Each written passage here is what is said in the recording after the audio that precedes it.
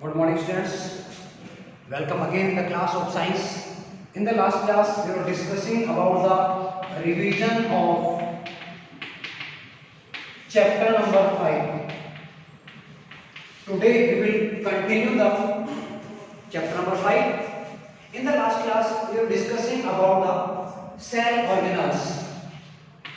Cell organelles. Actually, cell membrane and cell wall are the covering structures. You know, cell membrane and cell wall. Cell membrane and cell wall are the covering membrane of the cells. इनको हम cell organelle तो नहीं कहेंगे, लेकिन ये covering membrane में आते हैं, इसलिए इनको कवरिंग मेम्ब्रेन के नाम से ही जाना जाता है। तो कल की क्लास में हम बात कर रहे थे सेल मेम्ब्रेन के बारे में। Listen again, cell membrane. Cell membrane is the membrane which is present in all the cells. All the cells.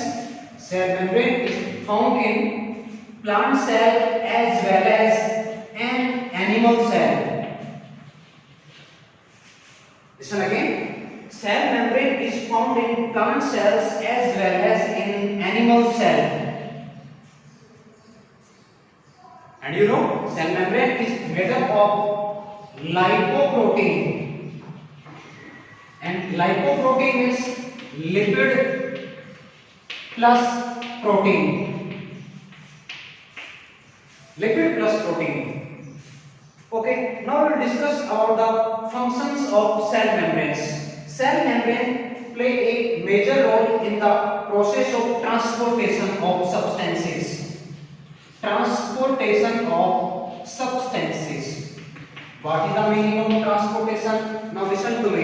The transfer of substances from one part to the next part. हम अगर किसी cell की बात करें, देखिएगा, ये मान लीजिए कोई सेल है और हमने यहाँ न्यूक्लियस सेंटर में बनाया, तो आप लोग समझ सकते हैं ये एनिमल सेल है।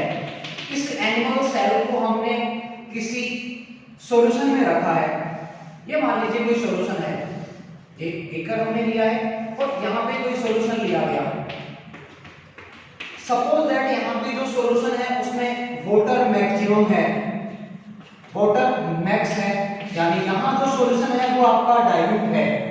तो ये जो डाइल्यूट सॉल्यूशन है, इस डाइल्यूट सॉल्यूशन में वाटर की अमाउंट, वाटर की कंसंट्रेशन ज्यादा होने की वजह से क्या होगा, जो वाटर है सेल के अंदर एंटर होगा, वाटर सेल के अंदर एंटर होगा।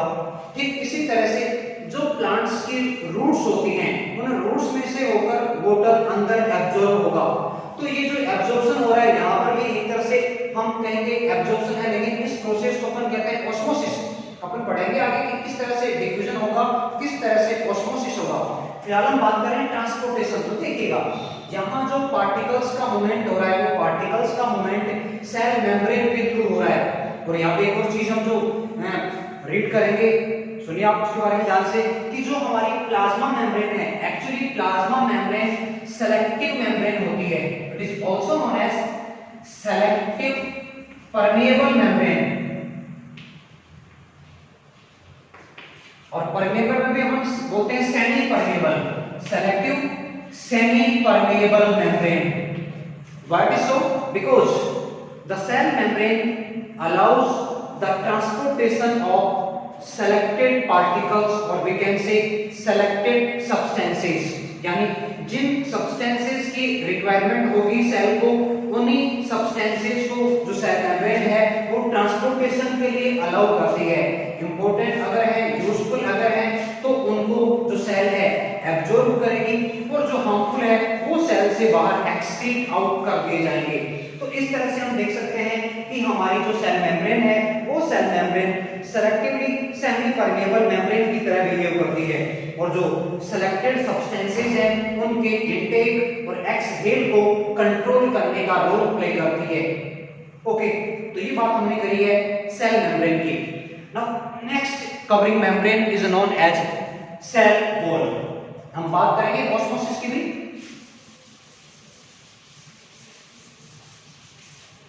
Now the cell wall.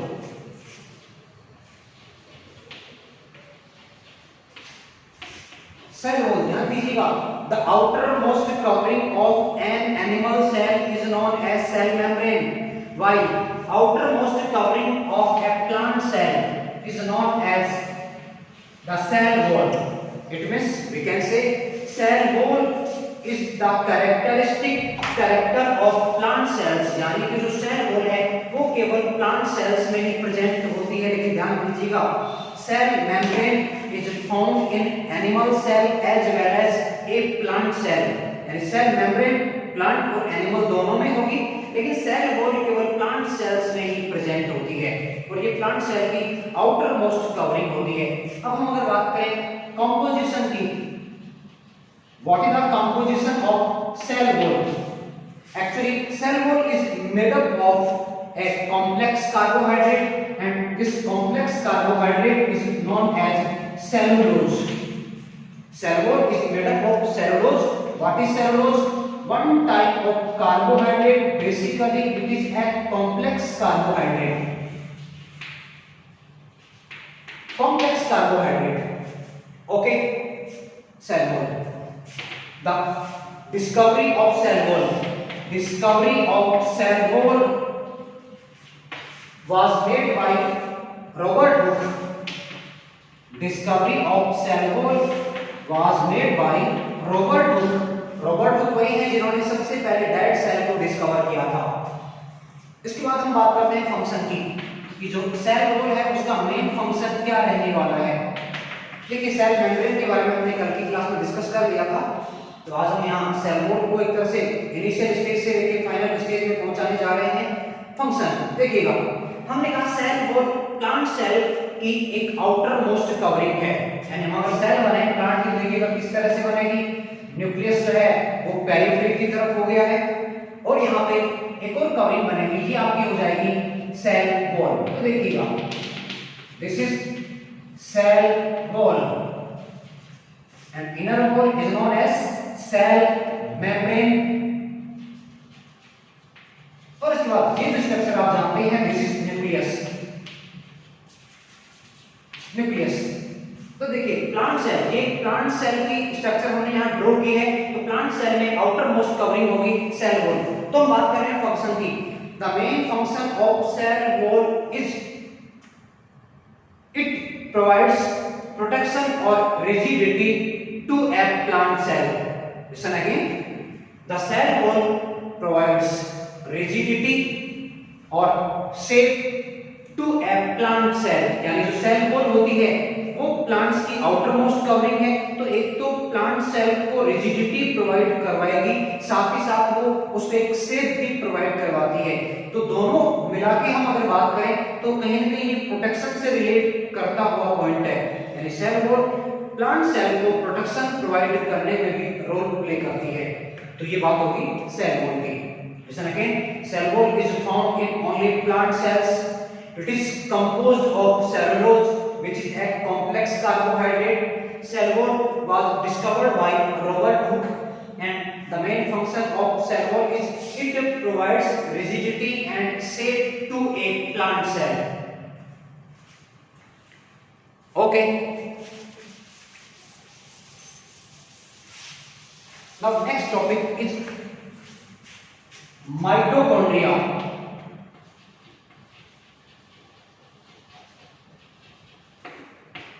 Mitochondria, which is a cell organelle.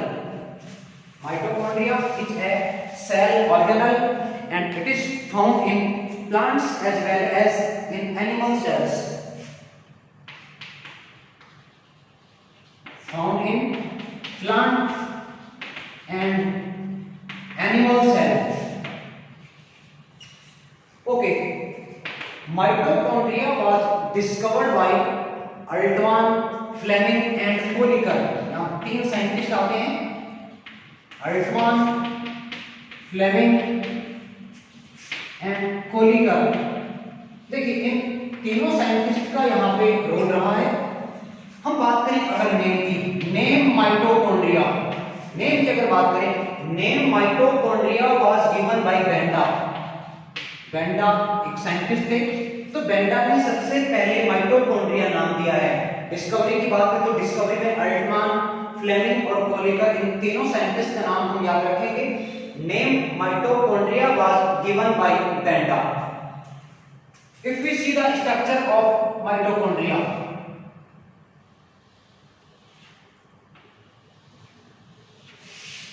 this is a simple structure of mitochondria.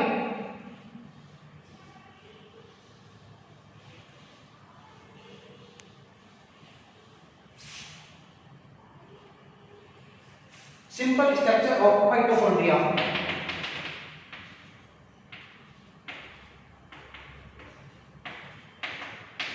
Mitochondria is a double membrane bound structure. It is a double membrane bound structure. It means two membranes are there. Double membrane bound structure.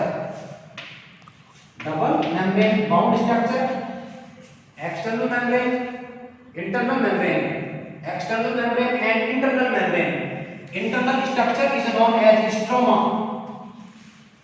Mitochondria का जो internal part है उसको हम कहते हैं stroma. देखिए इसकी जो एक्सटर्नल मेम्ब्रेन है वो बिल्कुल फ्री है, इंटरनल मेम्ब्रेन से कुछ इन्वेजिनेशन बन गए हैं। These invaginations are known as cristae. Cristae और क्रिस्टी पे आपको जो स्ट्रक्चर दिख रही है, these circular structures are known as F1 particles. F1 particles, these are also known as oxysomes. अब मैं थोड़ा सा आपको यहाँ पे बात बताना चाहूंगा कि किस तरह से F1 पार्टिकल्स का यूज है एक माइटोकॉन्ड्रिया में। देखिएगा, actually F1 particles are helpful in the process of respiration. The oxidation of food takes place with the help of F1 particles, and energy formation also takes place with the help of F1 particles। आप बहुत अच्छे से जानते हैं mitochondria को इसी वजह से यानी एनर्जी का फॉर्मेशन होगा प्लस एनर्जी का स्टोर भी यहाँ पे होगा, इसीलिए माइटोकॉन्ड्रिया को कॉमन नेम दिया जाता है power house of a cell. Mitochondria is known as power house of a cell. तो फंक्शन की बात क्या कर सकते हैं, mitochondria is helpful in the process of respiration. Okay, this was mitochondria which is found in both animal and plant sales.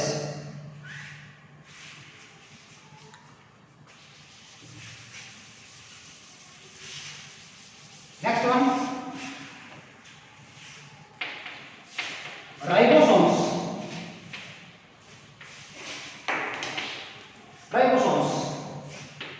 Ribosomes are known as protein factory because formation of protein takes place in the ribosomes. Ribosomes are known as protein factory because protein formation takes place in ribosomes. Discovery of ribosome was made by Palade. Palade was the scientist who discovered ribosomes. Ribosomes are found in plant cells as well as animal cells. Types. Ribosomes are of two types. हो सकता है आपने पहले study नहीं की होंगी, लेकिन ये जो चीजें हैं बेसिक कॉन्सेप्ट है, आप कोशिश करें इस विजन को अपने आप में, अपने माइंड में, अपने जहन में उतारने की, क्योंकि कॉन्सेप्ट आपको आगे भी बेनिफिट देंगे। टाइप्स की बात करें, ribosomes are of two types, 70S and 80S ribosomes. 70S and 80S ribosomes. 70S ribosomes are found in prokaryotes, while 80S ribosomes are found in eukaryotes.